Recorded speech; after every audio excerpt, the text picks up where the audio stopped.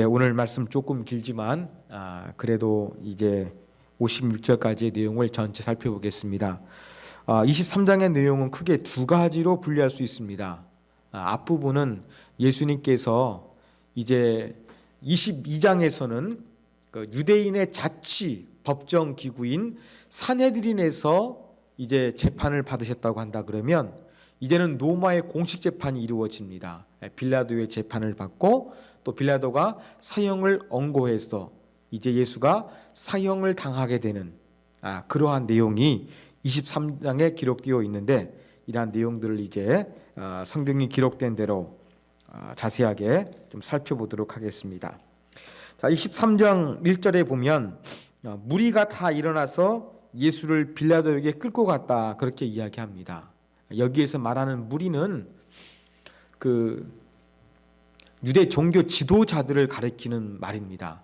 산헤드린 공의회에서 예수가 신성모독했으니까 그를 사형시켜야 된다, 이러한 결론을 내리게 되었고, 이것을 자기들은 산헤드린 자체 기구에서는 사형은 집행할 수가 없었거든요. 그러니까 사형을 선고하기 위해서는 로마 법정이 필요했기 때문에 빌라도에게 예수를 끌고 갔다는 것입니다. 그리고 고소하지요. 그러면서 2절에 보면 예수님을 고소하는 세 가지 죄목이 등장합니다. 첫 번째, 백성을 미혹게 한다. 미혹했다는 것은 어떤 비진리를 선포해서 종교적으로 이상한 게 빠지게 했다는 것이죠. 두 번째, 가이사에게 세금 바치는 것을 금했다. 가이사는 로마 황제인데 로마 황제에게 세금 내는 것을 거부한다고 이야기했다. 이 사실이 아니죠. 가이사의 것은 가이사에게, 하나님의 것은 하나님께 바치라고 그랬는데 이것도 왜곡을 해가지고 가이사에게 세금 바치지 말라고 이렇게 이제 고발합니다. 그리고 마지막 세 번째, 자칭 왕 그리스도라, 그렇게 이야기하죠. 여기 왕이라는 단어가 등장하고 있습니다. 여러분, 이렇게 세 가지 죄목 중에서 빌라도가 조금 유심히 볼 만한 죄목은 무엇이었을까요? 왕이라는 것입니다. 이 빌라도라는 사람은 별로 유대에 대해서 존경심이 없는 사람이었습니다. 원래 로마의 집정관인데 그 로마 동쪽 변방에 와 있는 이 빌라도 별로 좋아하지 않았습니다. 제국의 심장부인 로마에 있길 원하지 예루살렘에 있는 거, 팔레스틴에 있는 거 원하지 않았거든요. 그래서 이 빌라도는 유대 지역에서 억지로 있어서 그런지 좋은 모습을 보여주지 못했습니다. 당시 역사가 요세푸스의 기록에 의하면 빌라도는 탐욕스럽고 완고하고 잔인하고 강압적이고 약탈하는 사람이었습니다. 유대인의 관습 같은 거 경멸했습니다. 그리고 총독으로 부임하자마자 좀 민심을 잘 얻어야 되는데 오히려 유대인을 자극하는 행동들, 갈릴리에서 절기 때 사람을 죽인다든지 이런 일을 저질러서 사람들에게 분노를 샀던 사람이 바로 이 빌라도였습니다. 이러한 빌라도가 이 세 가지 고소하는 죄 중에서 제일 신경 쓰이는 것은 바로 왕이라는 거예요. 로마 황제를 거역하는 것이니까. 아마 이 세 번째가 그래도 조금 관심 있고, 나머지야 이렇게 유대 자기들끼리 종교적인 문제로 싸우는 것이니까 큰 관심은 없었을 것입니다. 그래도 이제 세 가지 죄목으로 고소를 하니까 빌라도가 신문해야 되겠죠. 뭘 묻습니까? 세 가지 중에서 유대인의 왕이냐, 이게 가장 신경 쓰이거든요. 근데 예수님 답변이 무엇입니까? 내 말이 옳도다. 어떤 학자는 이게 오역이라고 합니다. 그리스 원문을 직역하면 당신이 그렇게 말하고 있어. 네가 유대인의 왕이냐 물으니까 당신이 그렇게 말한다는 것이지 예수님이 시인하는 건 아니에요. 당신이 그렇게 말하니까 내가 또 유대인의 왕이라는 의미도 됩니다. 이건 부정도 아니고 긍정도 아니고 애매합니다. 오히려 질문하는 사람을 곤혹스럽게 만드는 그러한 예수님의 답변으로 보입니다.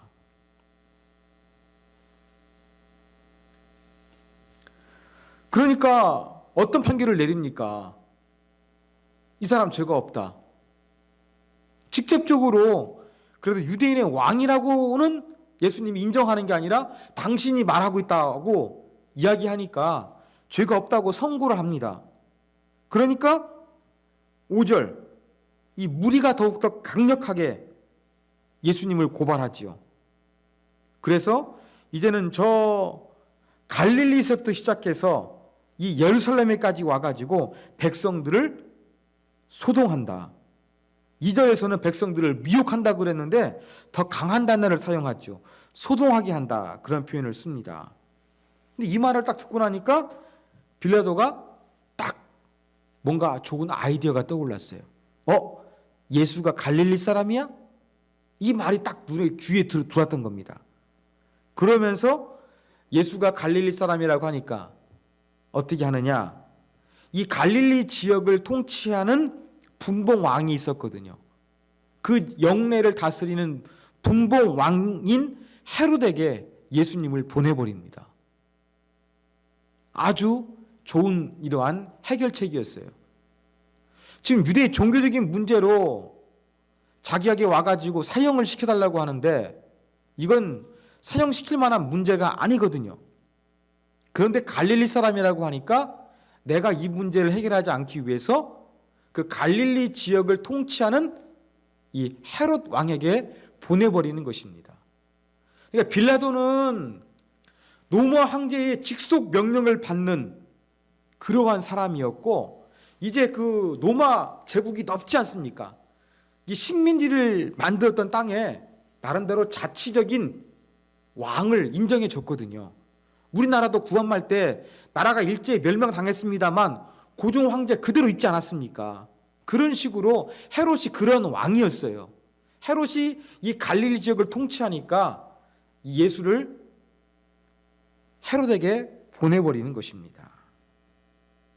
자, 예수가 이제 헤롯에게 도착을 했습니다. 아주 기뻐하고 있습니다. 왜요? 예수에 대한 소문을 많이 들려서 알고 있었고, 또 예수를 한번 보고 싶은 그러한 호기심도 강하게 있었고, 또 예수가 많은 이적들을 행했다고 하니까 놀라운 어떠한 기적을 행하는 것을 한번 보고 싶은 그러한 호기심이 발동했던 것으로 보입니다. 그래서 예수를 신문하면서 이것저것 많이 부른데 9절에 보니까 예수님은 아무 대답을 하지 않아요. 요즘 말로 하면은 묵비권을 행사하시는 것이지요. 막 아무 말 안 하니까 막 그 유대 종교 지도자들은 막 더 큰 소리로 고발을 합니다. 왜 예수님은 대답하지 않았을까요? 여러분, 우리 누가복음 앞에 보면은 예수님께서 헤롯을 향해 가지고 여우라는 호칭을 사용하셨습니다. 그 정치적으로 줄을 잘 서가지고 교활하게 움직이는 이러한 인물로서 헤롯을 예수님께서 지칭하셨거든요. 그러니까 예수님 보실 때 별로 헤롯은 상대할 만한 가치 있는 사람이 아니니까 예수님께서 묵기권을 행사하시면서 아무 말씀도 하지 않았던 것이었습니다. 원하는 대답도 못 듣고 보고 싶었던 이적을 행하는 것도 보지 못하고 하니까 어떻게 합니까? 기분 나쁘겠지요. 그래서 헤롯이 예수를 업신여기고 희롱했다고 이야기합니다. 멸시와 조롱했다는 것이죠. 그리고 빛난 옷, 누가복음에서 빛난 옷은 천사가 입는 거거든요. 또 이 빛난 옷은 고위 관료, 이런 사람들이 입는 옷을 입혀서 지금 포로된 자가 이렇게 자칭 왕이라고 하니까 이러한 좋은 옷을 입혀가지고 조롱하는 것이죠. 이렇게 실컷 조롱한 이후에 다시 빌라도에게 보냅니다. 근데 12절에 보니까 헤롯과 빌라도가 전에는 원수였는데 이 사건으로 친구가 되었다고 합니다. 로마의 황제의 직속 명령을 받는 빌라도와 헤롯은 조금 경쟁하는 구도였습니다. 특별히 이제 헤롯이 빌라도가 제가 말씀드린 대로 부임을 해가지고 그 팔레스틴 지역에서 악행을 하거든요. 유대인들의 그 관습과 문화를 존중해주지 않거든요. 반감을 샀습니다. 이렇게 나쁜 통치자인 빌라도를 헤롯이 노모 황제에게 고발을 했어요. 사이가 좋겠습니까? 안 좋죠. 사이가 안 좋았어요. 그런데 이 빌라도는 이때 정치적으로 위기에 몰려 있었습니다. 왜냐하면 그 헤롯의 고발으로서 노모 황제에게 옐로 카드를 받았습니다. 경고를 먹었어요. 그리고 자기의 정치적인 입지를 조금 더 뒤돌봐 줬던 정치적 후견이 있었는데 이 세다누스라는 사람이 이 정치적으로 제거가 됩니다. 몰락했습니다. 그러니까 빌라도를 밀어주는 그러한 지지층이 전혀 없는 거예요. 헤롯이 고발해가지고 황제 경고를 먹었죠. 그러다 보니까 자기가 정치적으로 상당히 힘들고 어려운 상황이었습니다. 이때 유대의 종교적인 문제로서 예수를 데려왔어요. 갈릴리 사람이라는 걸 듣고서 어떻게 합니까? 이 빌라도가 예수를 헤롯에게 보내버렸던 것이었습니다. 자, 이런 걸 통해 가지고 이제 헤롯과 빌라도가 조금 가까워지게 되는 거예요.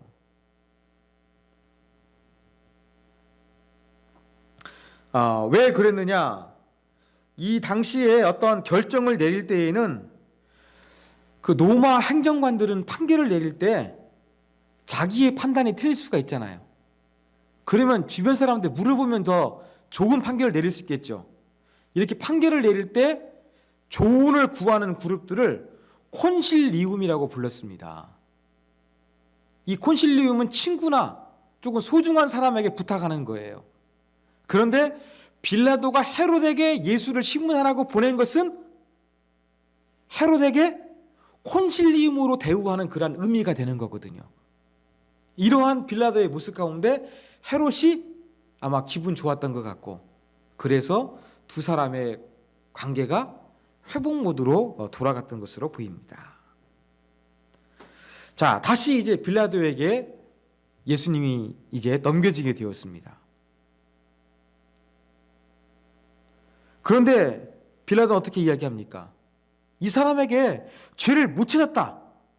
14절에서 그 얘기하고 15절, 헤롯에게도 내가 보냈지만 헤롯도 이 사람이 뭔가 큰 로마의 반역을 일으켰다는 죄를 발견하지 못했다. 그래서 16절 어떻게 판결을 내리느냐? 그냥 몇 대 곤장 쳐서 석방하겠다. 이러한 판결을 내리려고 합니다. 그런데 18절 보니까 어떻게 합니까? 막 사람들이 소리를 지릅니다. 이 사람 예수를 죽이고 바라바를 놓아달라, 그렇게 이야기합니다. 그 명절에, 6월절 명절이었지 않습니까? 이때 이렇게 죄수한 사람을 석방하는 전례가 있었다고 합니다. 바라바를 석방하고 예수를 죽이라는 것이지요. 근데 바라바는 어떤 사람이었습니까? 요한복음에 보면은 바라바를 강도라고 했어요. 제가 지난 시간에 말씀드렸는데 강도는 두 가지 의미가 있었어요. 정말로 남의 것을 강탈하는 강도가 있었고, 또 하나는 로마의 식민지 상황에서 이 정치적으로 독립을 투쟁하기 위해서 싸웠던 사람, 또 독립자금을 만들기 위해서 남의 것을 빼앗은 사람을 강도라고 지칭했거든요. 근데 이 바라바를 놓아달라는 것은 흉악한 범죄자가 아니라 아마 밀란, 반란을 일으키고 살인, 그 정치 자금을 만들어내기 위해서 또 로마에 협조하고 있는 사람을 죽였던 이러한 혐의를 쓰고서 복역 중이었던 바라바를 석방해달라고 합니다. 근데 빌라도는 세 번씩이나 예수님을 석방하려고 하는데 자꾸 무리들이 막 소리 질러가지고 예수는 죽이고 바라바를 석방하라 막 외치니까 어떻게 합니까? 빌라도가 칩니다. 아까 말씀드린 빌라도는 그 정치적으로 후견인도 없었고 헤롯을 통해 가지고 황제의 경고도 먹었고, 이러한 상황에서 어때요? 자기가 통치하고 있는 지역에서 반란까지 일어나게 되면은 자기 정치적인 위치가 상당히 곤란해지거든요.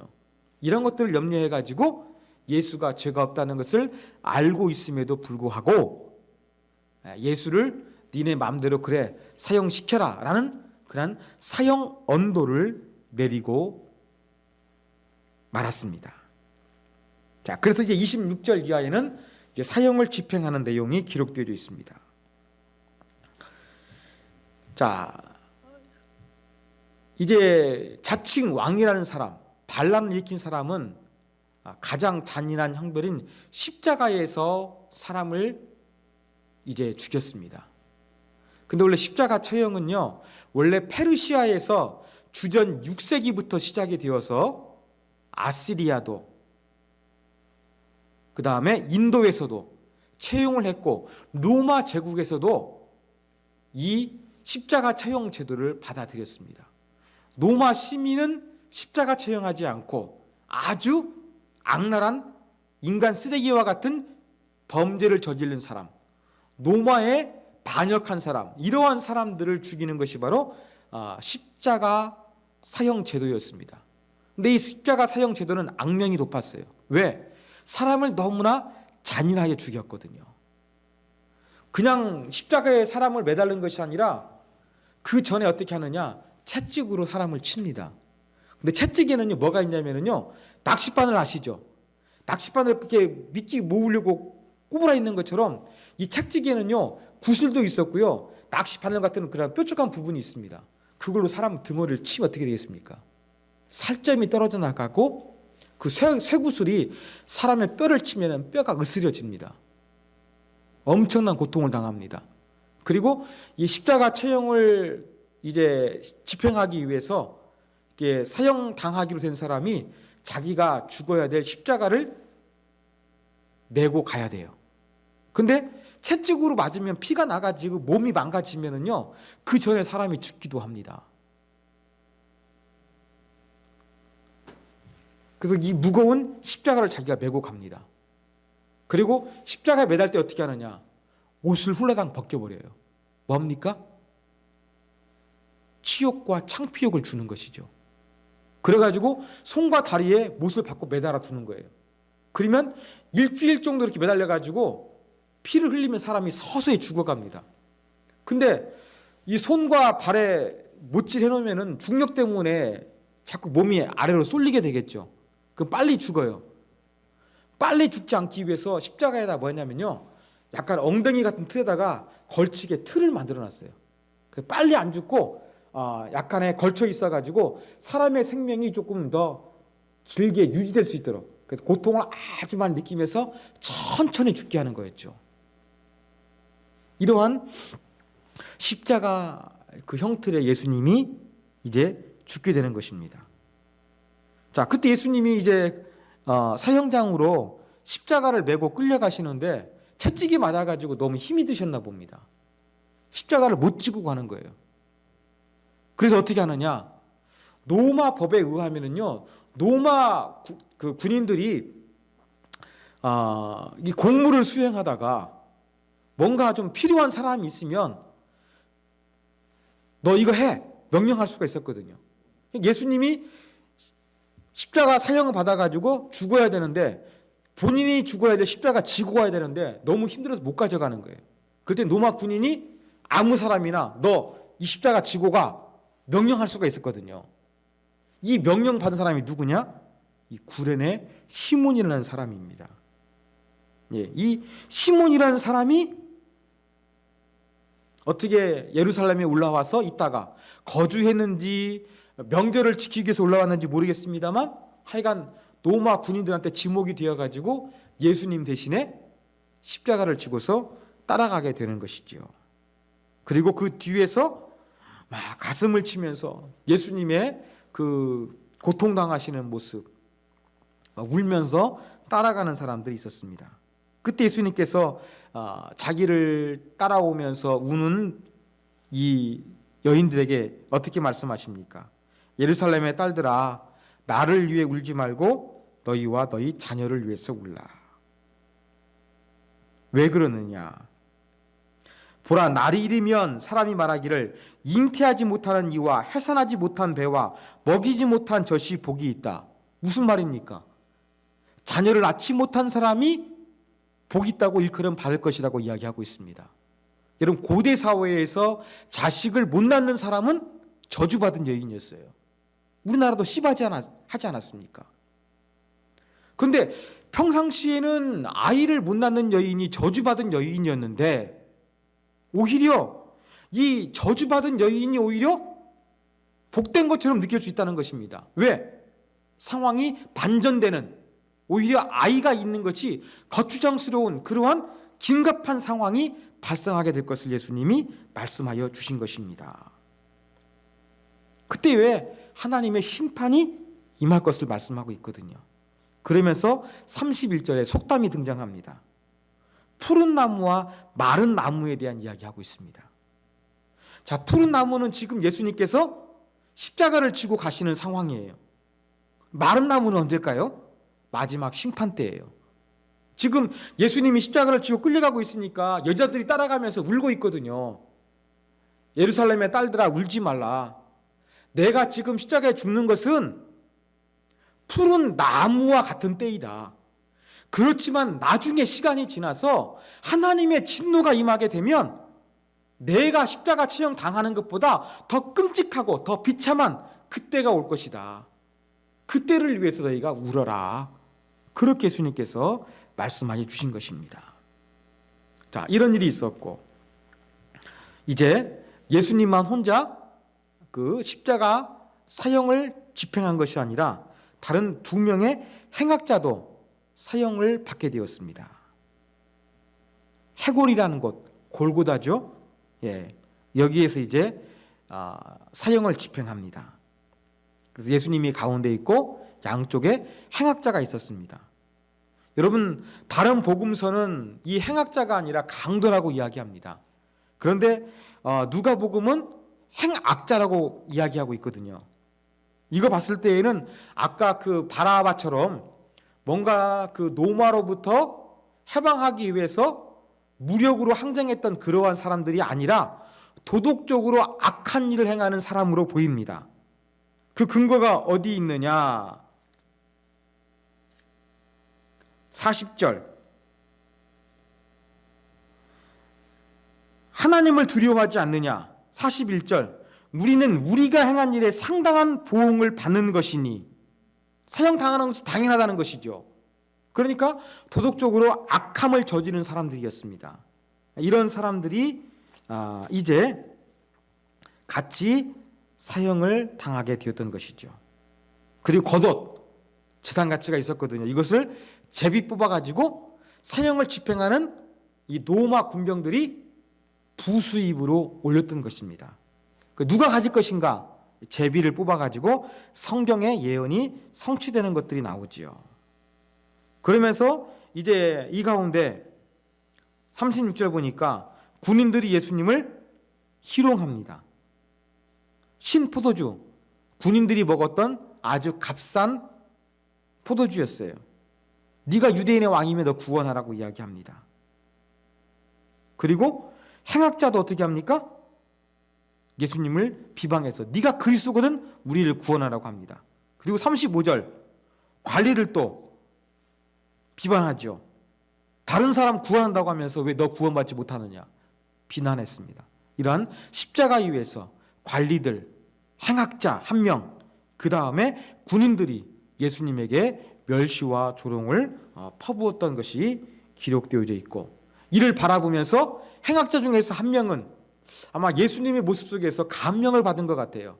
그러면서 막 고통 가운데서 너 능력 있으면 너도 살고 나도 살게 해야 될 게 아니냐 하면서 예수님 욕하니까 어떻게 합니까? 막 그 사람을 꾸짖으면서 42절 어떻게 합니까? 예수님, 당신의 나라가 임할 때에 나를 좀 기억해 주십시오 이야기합니다. 예수님 뭐라고 답변하십니까? 당신의 나라가 임할 때라고 이야기했어요. 그런데 예수님은 오늘 내가 나와 함께 낙원에 있으리라, 그렇게 소망의 메시지를 주셨습니다. 자, 이 십자가에 달리셔가지고 예수님 어떻게 됩니까? 이제 운명하시게 됩니다. 44절 이하에 그런 내용 기록되어 있거든요. 예수님이 돌아가실 때 이제 60부터 해가 빛을 잇고 땅에 어둠이 임했다 그랬습니다. 90까지. 이것은 유대 시간이고요. 오늘날 시간으로 이야기하면은 약 정오부터 오후 3시까지 햇빛이 없었고 어둠이 임했다는 거예요. 이것은 예수님이 죽으시니까 어떤 암흑에 대한 상징, 어떤 죽음을 나타내는 그러한 어둠이 형성된 것이죠. 그리고 45절에 보니까 성소의 휘장이 찢어졌어요. 여러분, 성소에는요 13개의 휘장이 있었다고 합니다. 아마 그 중에서 그 지성소를 가리고 있는 그 휘장이 찢어진 것으로 이야기합니다. 그래서 어둠이 임하고 휘장이 찢어진 것은 어떤 하나님의 심판을 나타내는 것이기도 합니다. 동시에 휘장이 갈라진 것은 하나님과 우리 사이 예수님의 죽으심을 통해서 이제 그 막힌 담이 허물어졌다는 그런 의미도 있다는 것입니다. 중의적인 의미가 있는 걸로 해석할 수가 있습니다. 그리고 예수님께서 46절 아버지 내 영혼을 아버지 손에 부탁하나이다 라고 마지막으로 고백하죠. 원래 그 잠을 잘 때 하는 기도였거든요. 예수님께서 이제 죽음을 맞이하기 전에 바로 이러한 기도를 통해서 이제 숨을 거두시게 됩니다. 자, 지금까지는 예수님께서 모욕과 멸시와 조롱을 받으시면서 십자가에 죽으셨어요. 그런데 47절 이하에서는 예수님의 죽음을 통해서 반전이 일어납니다. 예수님은 모욕을 받으시면서 운명하셨지만 오히려 죽고 난 이후에 그 사형을 집행하는 백부장 노마 이방인 사람이었습니다. 노마인이었습니다. 이 사람이 하나님께 영광을 돌려드립니다.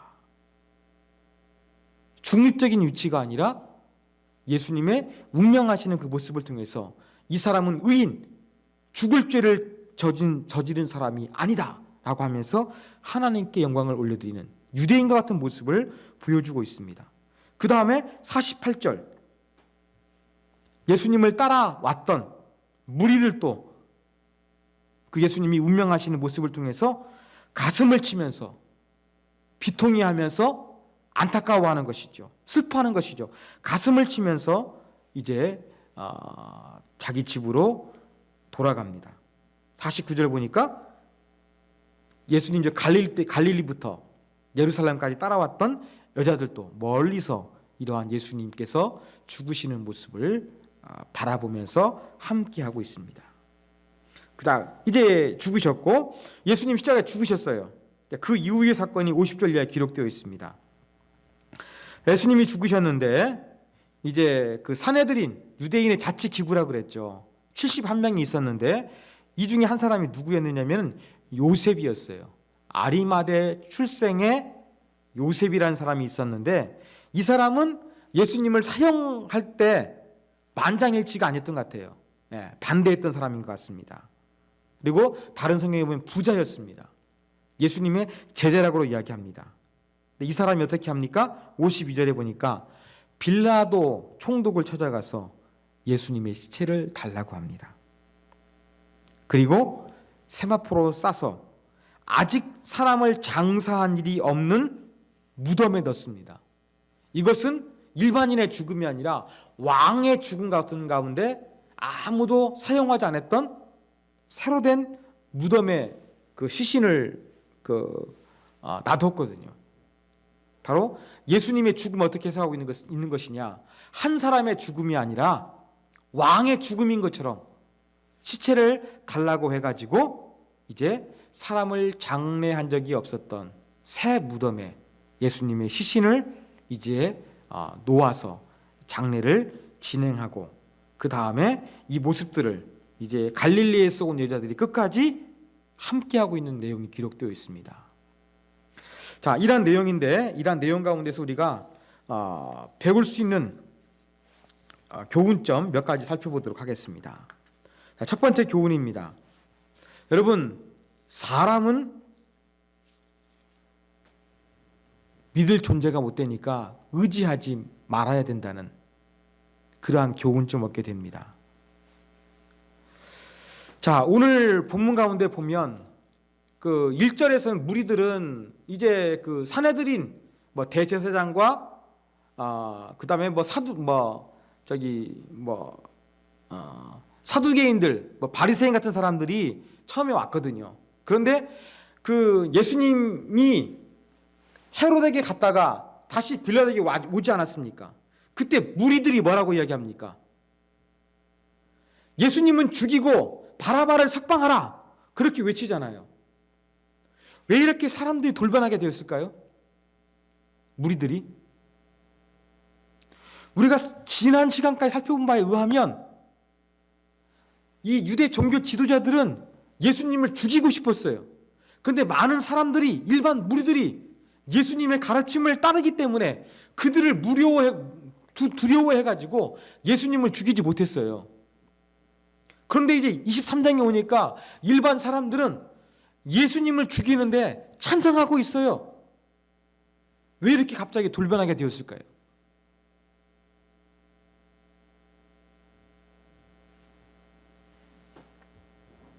아마 뭔가 그 유대로부터, 아니 로마로부터 해방하는 정치적인 메시아를 기대하면서 예수님을 따랐는데, 예수님이 로마와 싸워서 이기기는커녕 유대 종교 지도자들에게도 체포를 당했거든요. 그러니까 예수에게 실망을 했습니다. 그리고 예수님을 따랐던 제자 중에 한 사람, 가룟 유다가 예수님을 배신했거든요. 야, 내부자 중에도 예수님을 못 믿고 배반한 사람이 있는데 어찌 예수님께 기대하게 있을 것인가? 아마 예수님께 대한 회의적인 생각이 들었던 것으로 보입니다. 그래서 이 힘의 균형이 지금 어디로 다시 쏠리느냐? 막 예수님에 대한 인기가 올라갔는데 예수님이 힘없이 잡히니까 이제 일반 사람들은 예수님을 무리하고 예수님을 버려버리고 예수님께 실망하고 힘 있는 유대 종교 지도자들의 편에 서고 있는 모습을 보여주고 있는 것입니다. 여러분, 이게 사람의 모습입니다. 사람은 의지할 만한, 신뢰할 만한 존재가 못 됩니다. 막 기대하다가 자기가 기대하는 것이 이루어지지 않으면 배신하는 것이 바로 인간이라는 것을 보여주고 있는 거예요. 여러분, 시편 118편 8절 9절에 이러한 구절이 있습니다. 여호와께 피하는 것이 사람을 신뢰하는 것보다 나으며 여호와께 피하는 것이 고관들을 신뢰하는 것보다 낫도다. 사람을 신뢰할 만한 가치가 없다는 그러한 말씀인 것입니다.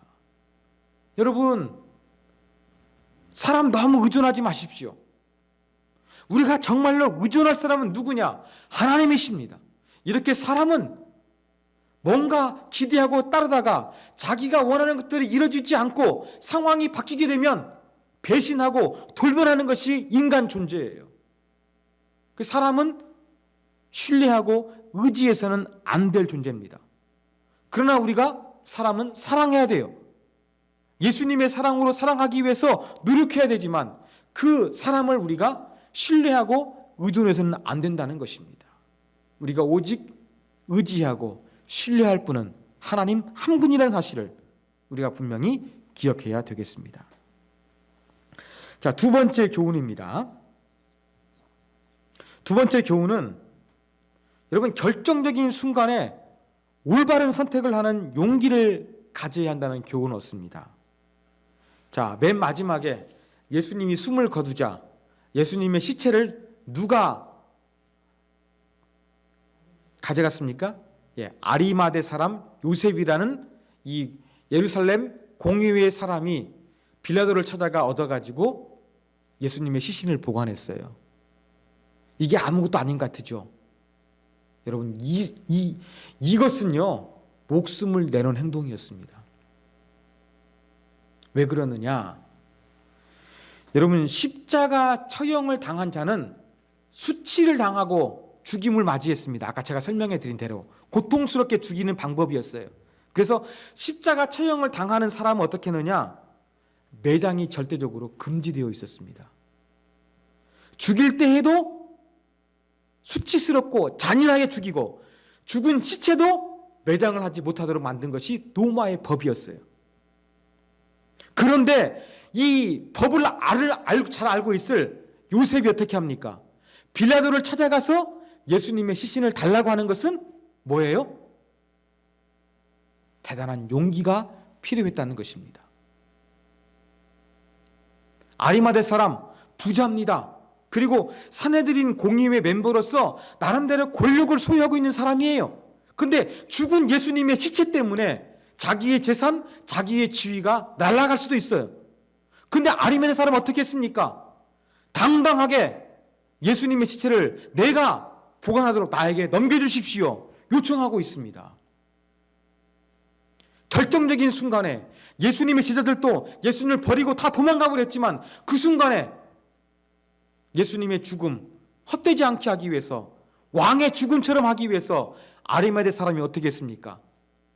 새 무덤에게 예수님의 시신을 모시기 위해서 빌라도에게 생명을 무릅쓰고 예수님의 시신을 요구하고 있는 모습을 보여주고 있습니다.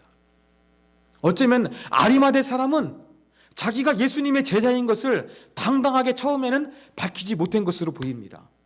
그런데 결정적인 순간 예수님 곁에 아무도 없어요.